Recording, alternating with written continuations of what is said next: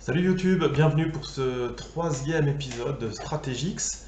Donc les deux premiers, j'avais fait quand même fort, hein. On avait travaillé la majorité de pions à l'Eldam et également des positions bon cavalier contre mauvais fou. Mais bon, c'est des choses que vous devez connaître si vous voulez progresser. Là, on va faire quelque chose d'un peu plus léger sur la troisième stratégique. Donc on a cette position qui est issue de l'italienne et en plus ça permet d'améliorer notre travail qu'on fait sur les ouvertures. Le répertoire que j'ai créé pour les 1500 Elo, un répertoire solide pour les blancs, est à la base d'italienne. D'accord? Je pense que c'est une très bonne ouverture pour débuter. Donc cette position que je vous donne est issue d'une italienne assez standard avec un développement symétrique que l'on retrouve très fréquemment dans les parties de 1500. C'est pour ça que je vous mets cette position. Donc ici dans cette position c'est au blanc de jouer et je propose de jouer le coup fou E3. Donc fou E3, quand vous regardez ce coup, en fait, les blancs se laissent ici doubler les pions. Donc ici, dans cette position, je veux que vous fassiez pause et que vous essayiez de trouver le meilleur coup pour les noirs.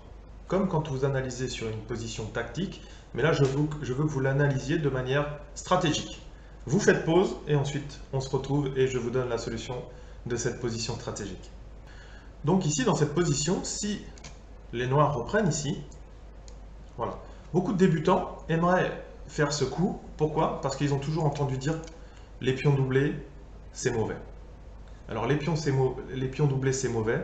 Et comme beaucoup de choses au niveau des échecs, il y a toujours les avantages et les inconvénients.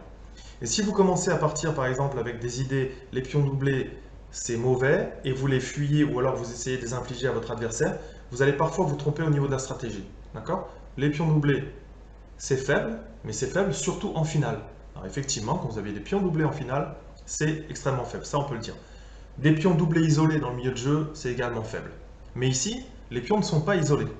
Et même ici, si vous regardez bien, on va voir du coup les avantages de ces pions doublés. Il manque souvent de mobilité, de toute façon, aucun problème. De toute façon, le pion était bloqué, donc la mobilité, il n'en avait pas. Mais ici, si vous regardez bien, vous avez une colonne semi-ouverte, effectivement, quand vous aviez des pions doublés, vous avez forcément une colonne qui s'est semi-ouverte. Ici, si vous regardez, il y a quand même une pression sur le point F7 grâce au fou en C4 et à la tour qui est en F1. Et si vous regardez bien, ce pion qui a été doublé ici, il contrôle la case D4 et il contrôle la case F4. Et cette case D4, par exemple, c'est souvent une case très attractive pour le cavalier, pour les noirs. Ici, on n'y a plus accès. D'ailleurs, si vous regardez bien, à terme, étant donné en plus qu'en jouant ici H3, la case G4 est impossible, la case F5 est impossible, le fou ici pourrait essayer de tenter à leur tour de doubler les pions pour les noirs, et ils ont ici. Donc cette case qui était normalement très bonne pour les noirs, elle est impossible en raison de ce pion doublé. Voilà. Ici, alors, si vous donnez la position à l'ordinateur, hein, l'ordinateur va vous dire qu'il préfère la position des noirs, effectivement, parce qu'ils sont programmés pour ne pas aimer les déstructurations de pions, on va dire. Mais ici, les blancs ont un plan simple, c'est-à-dire une attaque sur l'aile roi, à base de la colonne ouverte en F, du fou en C4 et du cavalier qui peut bondir via, par exemple, cette case-là. Et si par exemple ici, le fou échange le cavalier qui aurait été venu, on dédouble les pions. Donc vous voyez qu'au final, alors, on peut doubler les pions et en plus on peut reprendre de la tour pour éventuellement doubler ou tripler les pièces lourdes sur la colonne F. Donc voilà, ça c'est un plan qui est assez standard. Si vous jouez l'italienne avec ce développement assez solide, assez, on va dire, pas très inspiré mais solide, vous avez cette possibilité de fou E3, l'adversaire peut faire une erreur. Mais ce que je vous demandais, c'était de trouver le meilleur coup pour les noirs. Ici, bien sûr, comme vous l'avez compris, ce n'est pas de reprendre. Ici, il y a deux bons coups. Et les noirs vont utiliser la même stratégie, c'est-à-dire ils veulent se faire doubler les pions pour pouvoir avoir éventuellement des colonnes ouvertes sur lesquelles s'appuyer. Ici, le coup qu'on retrouve fréquemment, c'est fou B6.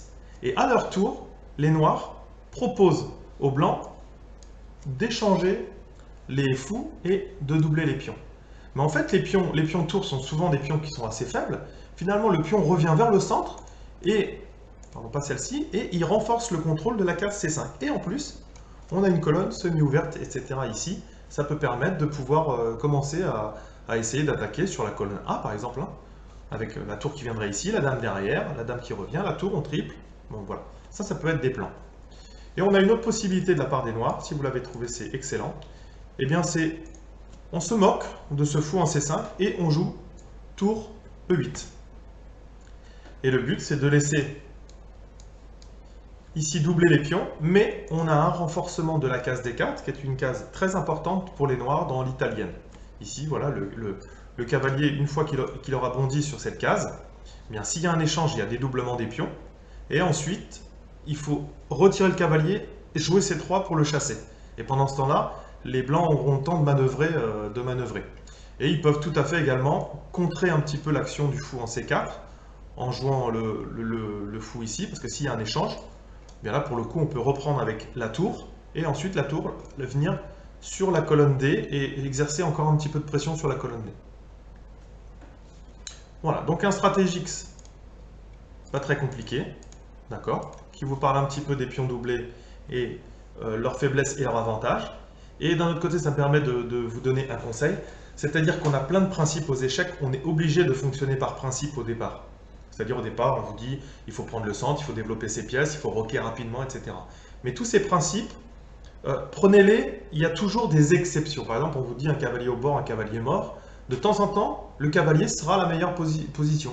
Je ne sais pas si vous avez une dame ici et un fou en C4, bah ça serait complètement idiot de ne pas mettre un cavalier au bord alors que vous allez au moins gagner la paire de fous si vous jouez ce coup, en attaquant à la fois la dame qui sera en B3 et le fou qui est en F4, donc en C4, pardon.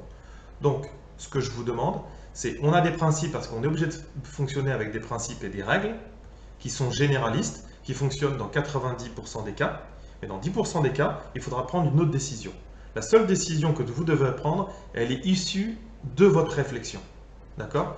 Ici, si vous commencez à vous dire bah, j'inflige directement les pions doublés aux blancs parce qu'on m'a dit que les pions doublés c'était naze, bah, c'est pas respecter la position et ne pas jouer la position comme elle doit être jouée.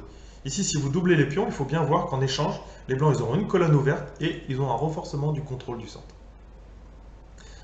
Merci d'avoir suivi cette vidéo. Bientôt un quatrième stratégique dans le courant de la semaine, un petit peu plus complexe que celui-ci, mais bon, de toute façon, il en faut pour tous les niveaux. Merci encore d'avoir suivi. Je vous rappelle le site www.chesstrainer2000.com. Vous pouvez continuer votre travail sur la stratégie. Il y a un onglet sur la stratégie et j'y ai mis quelques vidéos déjà. Je vous rappelle le Facebook, Twitter. Merci encore. Travaillez bien. Ciao. À bientôt.